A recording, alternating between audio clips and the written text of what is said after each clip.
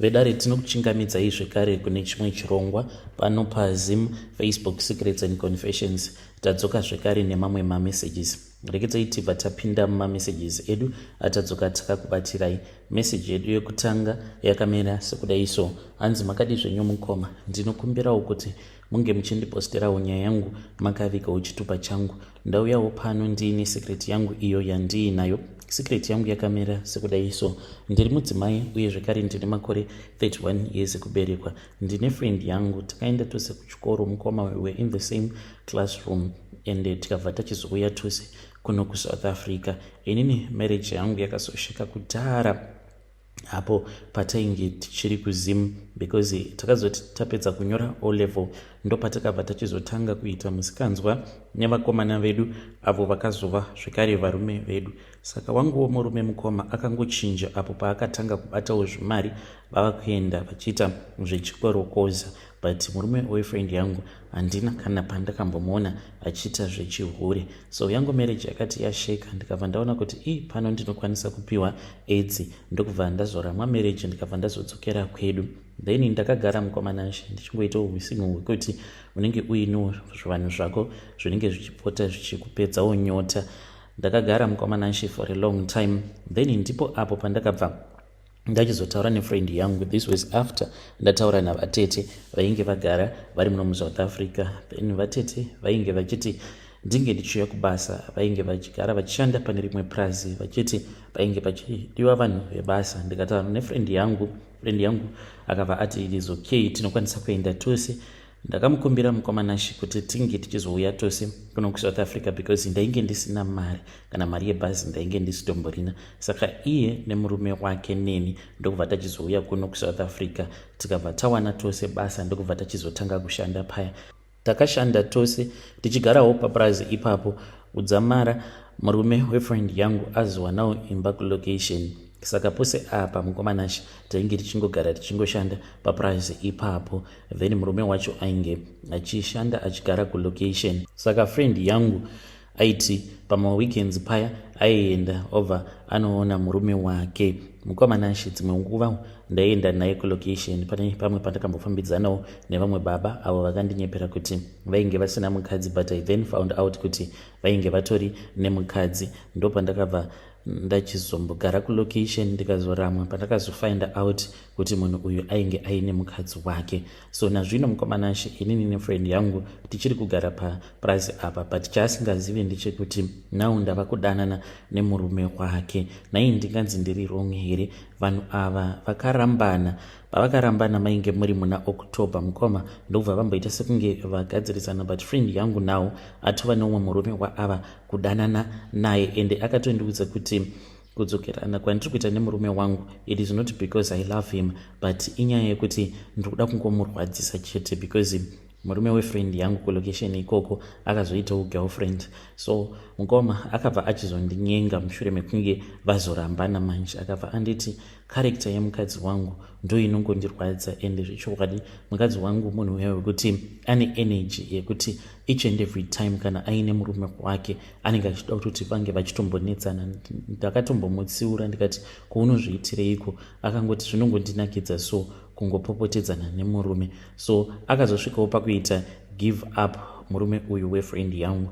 Now manje akabva azondisendera message one night ndainge ndakatorara and I was feeling really lonely, ndichizvibvunza mibvunzo yakawanda kuti kune vamwe vanotoshainira varume apa, isusu vamwe tichitovatsvakawo varume. Ndo pandakatongoona message ndikati ko kuri sei? Ndobva atanga kutaura neni achindibvunza kuti mukadzi wake ainge ainani uye zvekare ainge asingamuhuriri here.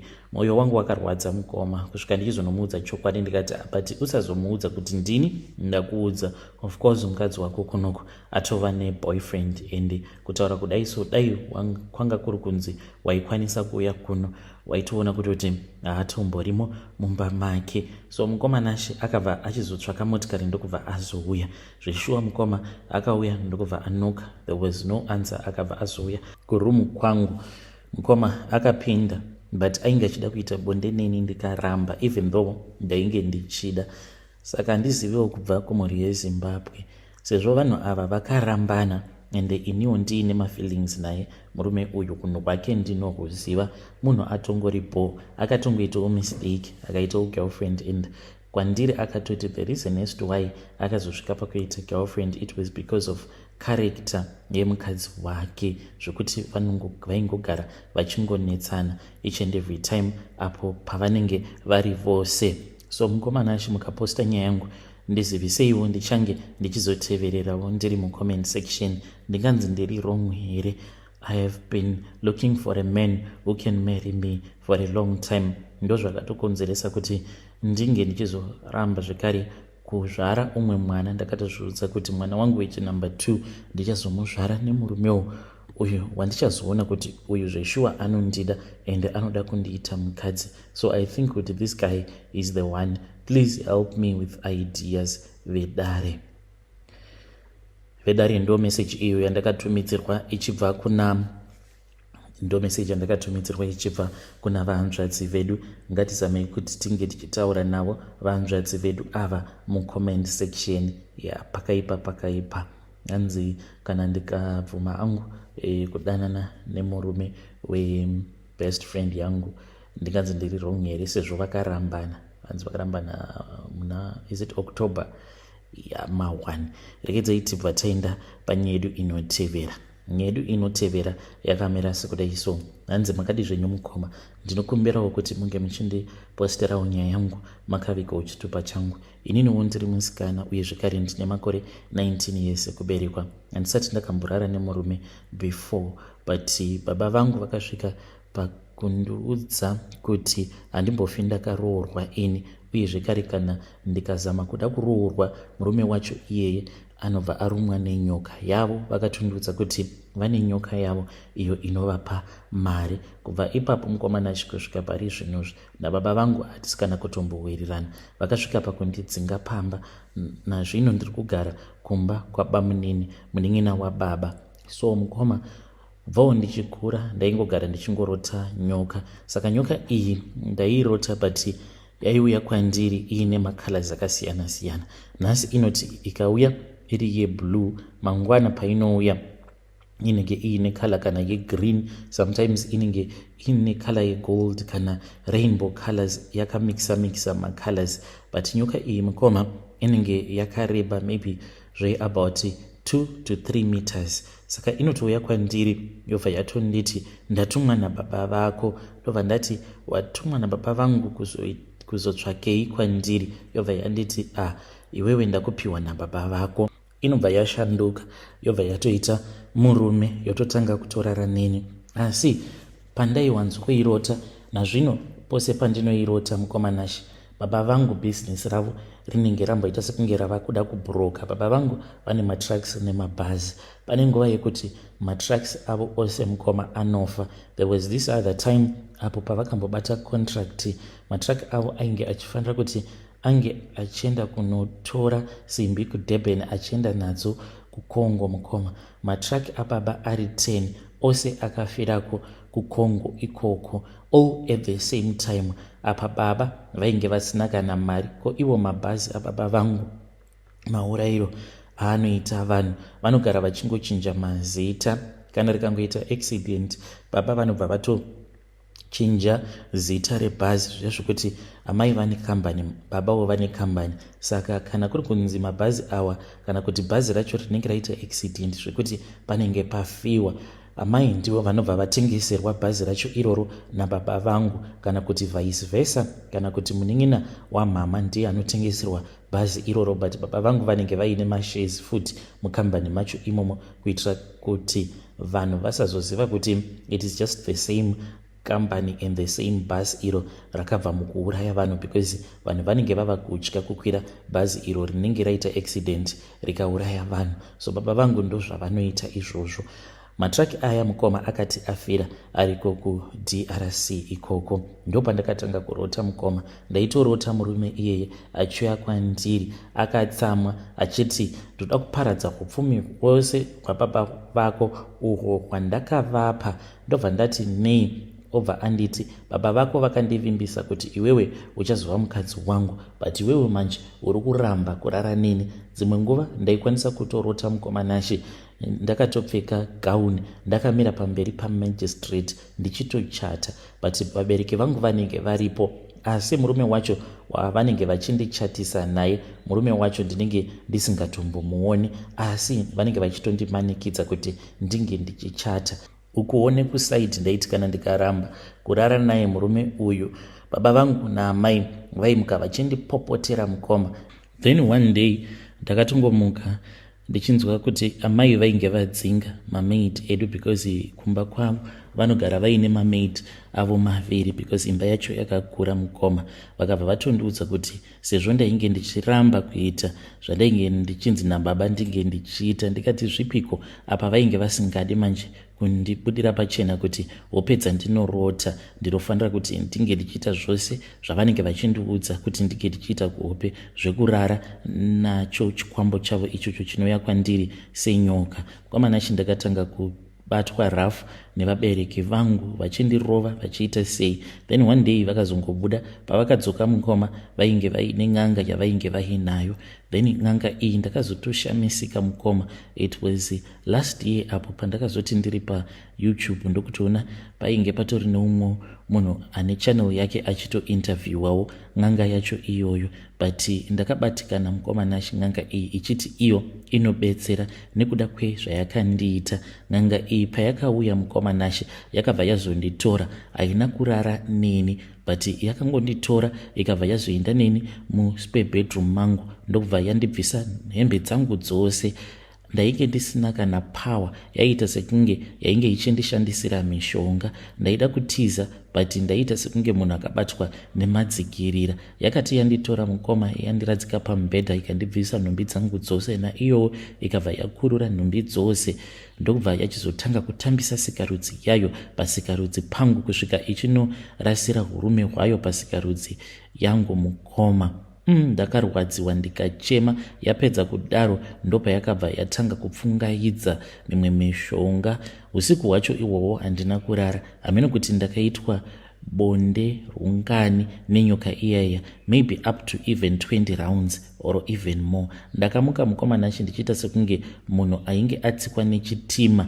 Ndakaneta zvisingaite. Kubva ipapo kusvika pari zvinozvi nyoka iyi inoita madiro neni. Mangwana acho makuseni baba ndo pavakamuka vari muma high spirits, in a good mood, nekuda kwekuti vainge vafonirwa namakanika. Apa vana makanika vainge vasati vatombosvika kuDRC, ndo pavakafonera baba vachivaudza kuti matracks ose ainge ava right, uye vachitoti vakomana vainge vatova munzira vachienda kunodhilivha lodi yacho iyoyo. So baba vakazongoti vana makanika vange vachizongoendawo kuDRC, but he was in a high mood mukoma and he was very happy. Vachitonditi mwanangu ndoda kukutengera motikari, kana kuri kunzi lodi iyi ikangosvika ndobva ndakutengera motikari, wazvinzwa.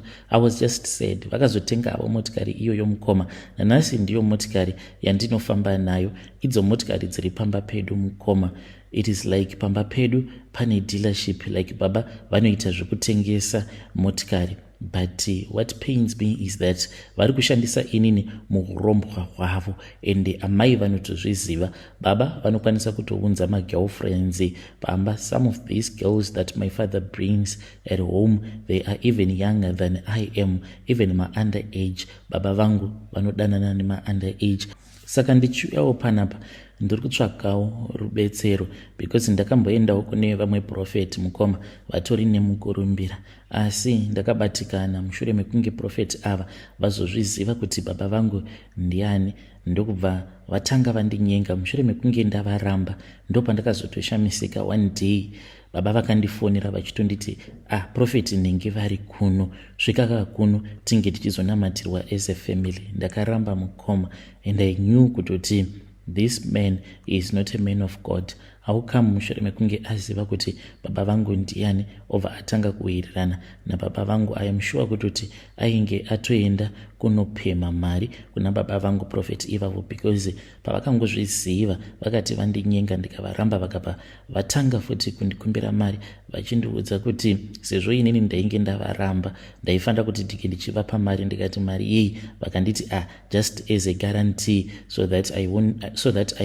will know kuti you won't don't go on social media wava kutanga kutaura kuti ndanga ndakuudza kuti ndikuda kuti ndige ndichikuita mukadzi wangu. Ndakabatikana mukomanashi, and from there on until today ndakabva ndaramwa ndikazviudza kuti I do not want to go to church. So ndiri pano mukomanashi, ndiri kutsvakawo munhu anondibatsira. Zvaizvezvi handisisina kana choice. I don't have any choice at all. I am watching as other girls of my own age getting married, but I'm just here stuck.